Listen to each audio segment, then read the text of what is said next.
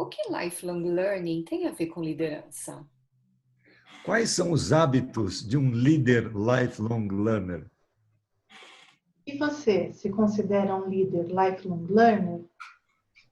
Esse é um programa que foi desenhado a 12 mãos. Que nasceu no distanciamento, mas é resultado de anos de experiência. Para você ser um líder lifelong learner.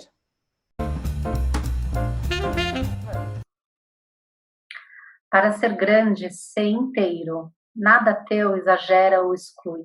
Ser todo em cada coisa. Põe quanto és no mínimo que fazes. Assim, em cada lago, a lua toda brilha, porque a alta vive. Este é um poema de Ricardo Reis, um dos heterônimos de Fernando Pessoa. Lindo, por sinal, né, Paty? Eu lembro... Maravilhoso. Assim que você foi lendo, eu lembrei aqui de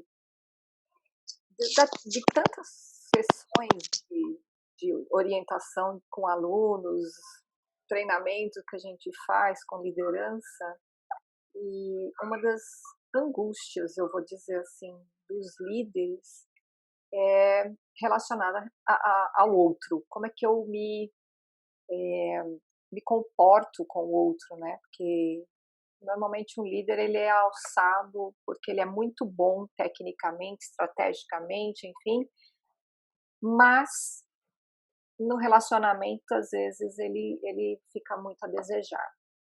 Inclusive hoje eu estava acabei de fazer uma orientação com um aluno de pós e o tema era exatamente esse.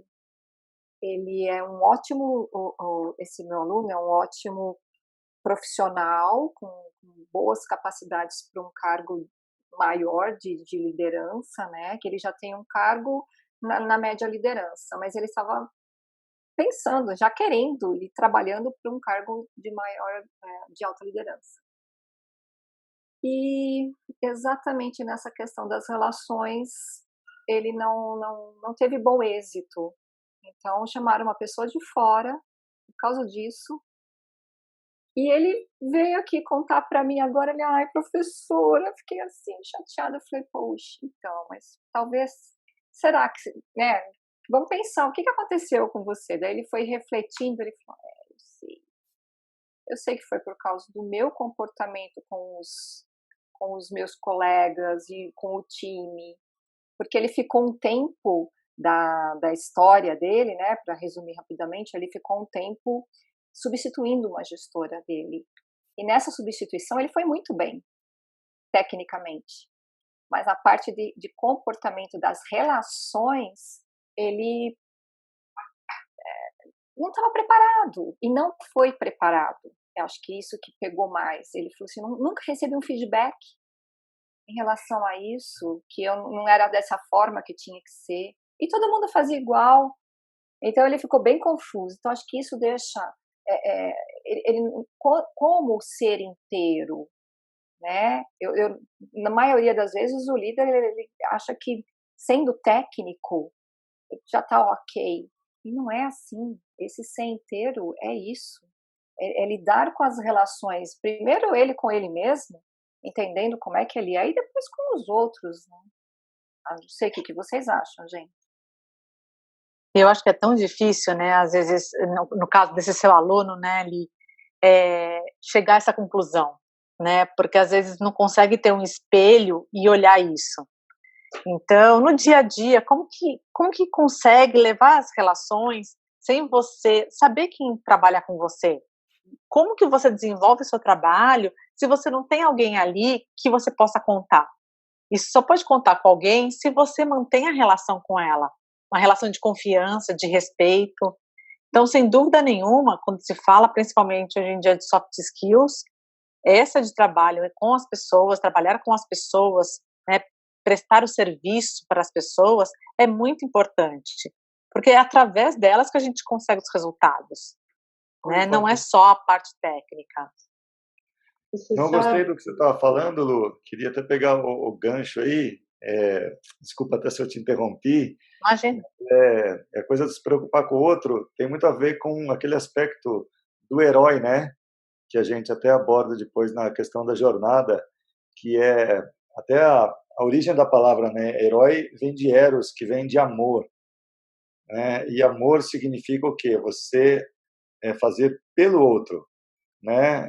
Trabalhar, produzir, enfim, tudo pelo outro. Então, tem esse lado aí do líder herói altruísta, né? Que ele pensa em si também, claro, mas tem que ter esse viés, né, orientado ao outro, a quem está abaixo, a quem está ao lado, a quem está acima, né?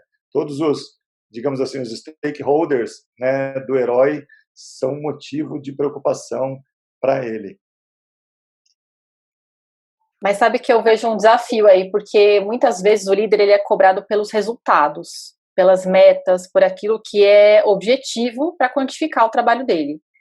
Ao passo que ele precisa lidar, enfim, com as pessoas, precisa desenvolver pessoas também, né? Enfim, então, eu acho que é complexo esse papel da liderança, e tem uma frase do Rumi que eu acho incrível, que ele fala assim, né? Que existe um território entre nós, e a gente tem que se encontrar ali, mais do que certo e errado. Então, eu acho que falta, às vezes, no líder essa preocupação na agenda dele, de estar com as pessoas, de se encontrar com as pessoas, dialogar com elas. Por quê? Porque a agenda é tomada por processos, resultados, metas, algo que parece que importa mais ao negócio e não tanto às relações.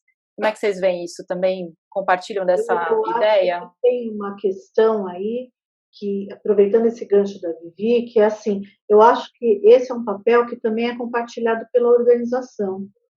Eu, pessoalmente, já vi uma carreira brilhante ser jogada fora, praticamente, porque a pessoa foi alçada à liderança máxima da empresa, a presidência, sem estar preparada para isso. Então, eu acho que aí também existia o papel da organização. E como a Vivi colocou, às vezes a agenda está tão tomada e a expectativa é que a pessoa traga resultados e a organização cobra ela pelos resultados, que acaba não dando espaço realmente para ver um tempo, né, do encontro das pessoas, porque apesar de tudo, né, não importa que o resultado seja um resultado em termos de números, mas esses números são feitos por pessoas, como vocês falaram, né? Então, não adianta a gente achar que o número somente é suficiente. Então, nesse ponto, eu acho que cabe também a organização entender que esse encontro entre pessoas, que esse momento do diálogo faz parte da agenda do líder, né? Eu acho que isso é uma das coisas que ajudam a fazer o caminho mais simples e mais prazeroso para todos, né? E me ocorreu aqui que, a partir também da fala da Eli, que tem muito cliente de coaching executivo que aparece querendo ser um líder inspirador, né? Como é que eu faço para ser um líder inspirador? Como se isso estivesse fora dele, né? Como é que eu alcanço isso que é ser um líder inspirador? Né? Então, eu acho muito lindo esse poema quando a gente fala de ser inteiro, porque é quando você olha para dentro de você, né, que você vai encontrar, né, todos os recursos que você tem, né, internos para poder ser um líder inspirador. E isso com as pessoas, né, conversando, dialogando, escutando, perguntando, né, porque não é para ser um líder inspirador como se estivesse fora, numa posição também isolada, né? Porque existe esse mito na organização de que ser líder é muito solitário. E é um mito que a gente vai começar a romper, precisamos começar a romper, assim como a gente já rompeu a barreira do vida pessoal, vida profissional, senão a gente não é inteiro, né? O líder, ele é solitário por escolha, porque ele pode não ser um líder solitário e chamar todo mundo para participar, né? Das conversas, perguntando, engajando, dialogando, enfrentando as suas dificuldades, os seus limites, até onde eu consigo ir, até onde eu não consigo ir, quem é melhor que eu, né, nessa tarefa e poderá fazer isso mais rápido do que eu. E aí eu acho que tá essa grande beleza, né, do herói, quando o Eurico traz, né, que vem de Eros, e Eros, né, que se flecha para casar com a Psique, que é a deusa do amor, né? Que na verdade é a deusa da alma. Se que é alma, né? Amor com a alma. Então é dentro do próprio líder que eu acho que estão todos os recursos possíveis, né? Para fazer com que essas relações dialogadas aconteçam de forma inteira, assim, né? Autênticas. E quando se descobre isso, eu acho que é tão gratificante para a equipe, para o time. Eu acho que é tão frutífero isso, né? Porque você percebe, é genuíno quando isso acontece. E não simplesmente um café com o presidente, a fala mensal do presidente, né? Porque a gente vê isso muito pro forma, né? E fica mas com uma distância gigante, um abismo entre os dois lados, né? Exato. Muito acontece disso. E quando você tem isso genuíno, você não precisa ter esses momentos tão cravados para acontecer. Eles acontecem no dia a dia da empresa. Nossa, eu fiz um trabalho numa empresa que você está falando isso, e eles tinham essa cultura do café. E eles viram que não vinha nada a não ser essa, tenho que fazer. De repente, eles mudaram da água para o vinho, e o presidente, o CEO da empresa, ele reunia com as pessoas para cozinhar juntos. Então, tinha cada equipe, tinha cada grupo de colaboradores de várias áreas, ele reunia de poucos em poucos, e um desses colaboradores levava a receita do dia. E aí os outros compravam. Gente, que fantástico. E aí ficavam mais de 2 horas conversando, enfim, fazendo o seu almoço. E aí ele falou que ali foi que as relações realmente ficaram bem mais autênticas e genuínas. Porque as histórias conectam pessoas, né? E aí, as experiências. As pessoas são as histórias, né? Do nada não, né? Lógico que tinha o objetivo dessa proximidade, mas que fique leve, né? Algo leve, não algo pro forma que tem que ir lá e fazer, eu tenho que ter boas relações com os meus, mas eu nem conheço eles direito para ter boa relação. E aí ele fez de uma maneira, achei legal. E tudo isso aí, né, Eli, Paty, e vocês outras também, né? Eu acho que tem um elemento aqui para ser leve, né, para ser autêntico e tudo mais. Eu acho que às vezes tem um elemento aí que fica batendo na minha cabeça, que a gente vai abordar no tema daqui a pouco, que é a vaidade, né? O líder a própria palavra líder já suscita uma certa aura assim, né, de glória e tudo mais. Você é um líder, né? Tem o líder do futebol, o líder, né, vários líderes, né? E eu acho que esse desligamento do ego, né, que é o que vai deixar essa relação com você mesmo mais tranquila, né, mais autêntica e junto aos outros mais leve também. Então acho que é um exercício importante e difícil, né, que é você tirar o seu ego do jogo, porque o ego fala e o ego fala muito alto, especialmente nesse mundo que a gente vive, né, nesse mundo ocidental. Então é muito importante. E é o que a gente prega, na verdade, eu acho, né, no programa todo mais humanizado aí, né, que a gente está falando, é esse líder mais preocupado realmente com o outro, mais leve, mais caridoso, mais altruísta e desapegado do próprio ego. Menos com a lógica do controle, né, Eurico? Acho que mais a lógica da troca, da colaboração, do diálogo, e não de querer controlar tudo e todos, e não querer ser autoritário também na hora de exercer sua influência. No livro da Brené Brown, a gente já falou dela no primeiro episódio, né? Eu estou com ele aqui, A Coragem de Ser Imperfeito. E nesse capítulo que ela fala de liderança, nesse livro aqui, ela vai falar um manifesto dos liderados para os líderes. E é justamente isso, me dá mais autonomia, me deixa me expressar, porque assim eu vou conseguir ser realmente melhor para você, entregar melhor as coisas para a empresa. Então, de fato, dá mais espaço para a conversa acontecer, como a Paty falou, perguntas, fazer essa conexão no dia a dia, podem ser muito mais, podem não, né? São muito mais frutíferas do que ficar com café com o presidente, com ações e campanhas incríveis de comunicação, que não vão gerar a autenticidade que é necessária para exercer a liderança. Então, a gente falando aqui, eu não sei se vocês sentem isso, mas a gente falando aqui, a gente que é consultor, que faz os trabalhos de capacitação, enfim, eu acho que para nós talvez seja até um pouco mais intuitivo tudo isso, a gente estuda também muito isso, mas para quem está no dia a dia e tem a pressão do dia a dia, do trabalho, tem os conflitos que tem nas equipes, vários conflitos, vários problemas de pessoas que estão mais ou menos engajadas, que respondem melhor ou pior, enfim. Então, tudo isso vai dando um caldo bem mais complicado para esse líder exercer tudo isso em situações mais, digamos assim, ok, adequadas e fáceis de lidar, em situações mais conflituosas. Então, acho que esse é um ponto para a gente também pensar aqui e falar para as pessoas que estão vendo esse vídeo.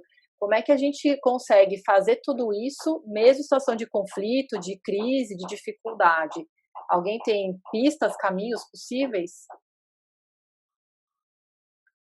Acho que o que me ocorre aqui para o líder ele está a serviço, né, de outros da organização e pensar no bem comum, ele precisa se desprender dos medos que ele tem, né? E quem tem medo é o ego, né? Porque o ter, né? O ser não tem medo, a alma não tem medo, o ego tem medo. Então é o ego que segura o líder ou a pessoa que é líder, né? Com valores que são muito limitantes ou crenças que a gente vê por aí já, né? Do controle, como você falou, mas do medo de não ser gostado, de ser rejeitado, né? Do medo de não ser bom o suficiente, e aí fica a pressão dos outros, a pressão sobre ele mesmo. Existem medos, né, que vem, que é tudo do ego, né? Eu acho que uma das possíveis, das possibilidades que eu vejo, é trabalhar profundamente essa questão de autoconhecimento, né, e que a pessoa consiga nomear, de fato, quais são os medos que ela tem. E se não quiser falar, né, você que estava vendo a gente, se não quiser falar os medos que você tem, você pode encontrar dentro do seu time, dentro da organização, quem são pessoas que são talvez melhores que você ou que possam te ajudar, né, serem seus apoios para caminhar junto. Não precisa caminhar, não, a liderança não é solitária, como a gente falou, né, não precisa caminhar sozinho, para caminhar junto. E liderança aprender todos os dias, né, Paty? Todos os dias a gente vai tendo exemplos, a gente vai percebendo ao redor o que os outros líderes estão fazendo, o que você faria, que você achou muito bacana, e o que você também não faria, porque você achou que, putz, não foi uma atitude bacana. Então, como a gente volta à história do líder lifelong learner, né? É aquela pessoa que todos os dias está aprendendo. E não é aprender porque ele sentou atrás de uma mesa numa instituição. É porque ele está atento ao que está acontecendo ao redor, ele presta atenção no que está acontecendo. Então, não precisa ler só um livro e achar que a partir dali você está pronto. Mas vivencie, experimente, ouse a tomar atitudes que vão ajudar a sua equipe, que vão ajudar a empresa, porque vai ter, com certeza, a jornada para atingir os objetivos vai ficar muito mais tranquila essa jornada, do que simplesmente você se fechar e ficar solitário, trabalhando sozinho. Acho que essa palavra jornada é perfeita. Opa, acho que a Lu queria falar e eu falei. Desculpa aí, Lu. Acho que a jornada é muito interessante, porque para a gente, né, chegar a ser inteiro e líder leva tempo, como você falou, tem estudo, tem as relações que vão me ajudar, tem. E a tomada da consciência, isso às vezes leva muito mais tempo. E essa tomada da consciência, no caso, né, que a Vivi perguntou, eu acho que tem uma questão de muita coragem de se permitir ser vulnerável, de se permitir não ser perfeito sempre. E aí eu acho que está antes de ser líder. Eu acho que está na questão de ser humano. Quando você consegue entender que, como humano, você não é perfeito, isso já é um outro nível de consciência para você conseguir atuar como líder. Desculpa, Lu, fala, querida. Imagina, eu acho que assim, até a tua fala pode complementar o que eu estava pensando, porque eu pensei num aspecto que é a questão do respeito à diferença, né? O entender que cada um de nós realmente somos um. E isso é a característica absolutamente inerente do ser humano, né? De sermos únicos. Né? Fazemos parte de uma grande espécie, somos 7 bilhões nesse planeta, mas cada um de nós é diferente. E eu acho que se você se permite ser vulnerável, você se permite também entender que cada um de nós tem essa diferença e assim, e louvar essa diferença, trazer para essa diferença, para assim, para nosso dia a dia o melhor que a gente pode ser a partir dessas pequenas coisas que a gente tem diferente um do outro. E acho que só uma outra pitada. A Lu está falando, né? Ou sou eu? Mas que sou eu mesmo. Pode falar. Não, Não, que eu vi a boca da Lu mexendo, assim. Desafios, né, do líder diante do mundo digital. Pegando um gancho aí da Patrícia, que acho que é uma fala de Steve Jobs, de você, como é que fala? De contratar pessoas que são melhores que você, né? E, isso é um desafio também tremendo, porque parece que você, enquanto líder, você é o melhor. E não é nada disso, né? Eu acho que o líder é um cara que conduz, né? Ele conduz, ele modera, ele dá exemplo, mas ele rema junto. E, obviamente, vão ter remadores mais fortes que ele, né? E sábio do líder que sabe escolher esses caras de braços fortes, né? Olha, E aí eu acho que... Ai, desculpa, Lu, mas o remo é um ótimo exemplo. Eu não remo, a minha irmã rema, e ela sempre fala para mim, Vivi, a gente aprende tanto sobre gestão de equipe, com papéis diferentes do remo, o que cada um faz, e cada força que um tem que imprimir, a direção. Então é uma super analogia aí essa do remo que você trouxe, Eurico. Fala, Lu. Não, eu ia falar, justamente quando a gente está falando de diversidade, esse podia ser o assunto que a gente deixa para o próximo vídeo, né? Então a gente podia deixar para o próximo vídeo a gente falar sobre essa questão da diversidade, né? Legal.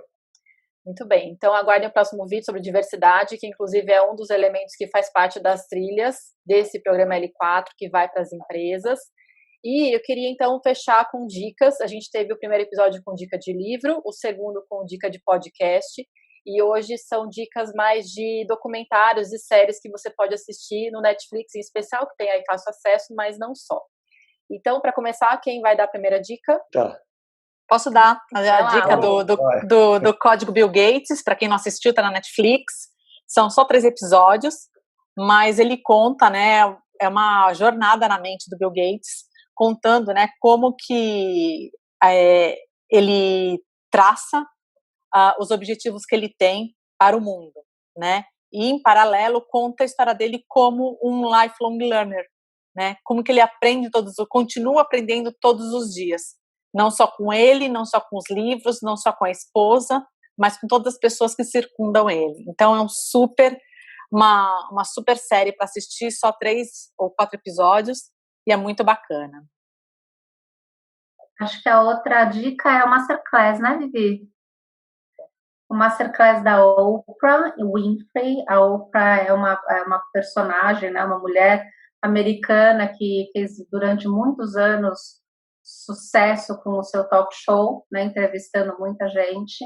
E quando ela entendeu que ela já estava, né, no limite, já tinha entrevistado todo mundo, ela buscou apoio para continuar aprendendo com a Maya Angelou, que foi a grande mentora dela, e ela criou esse Masterclass, onde ela convida pessoas, não necessariamente ela entrevista, mas são pessoas de todas as áreas que vocês puderem imaginar, né, ali falando sobre as suas vidas, né, os seus aprendizados durante a vida. Então, vale a pena a Masterclass da Oprah Winfrey. Muito bem, com essas 2 dicas, então, a gente encerra esse terceiro episódio, em que a gente falou mais sobre as relações que o líder vai estabelecendo com os seus liderados. A gente te espera no próximo episódio para falar de liderança. A Lu já deu um spoiler, que é o nosso tema do último episódio.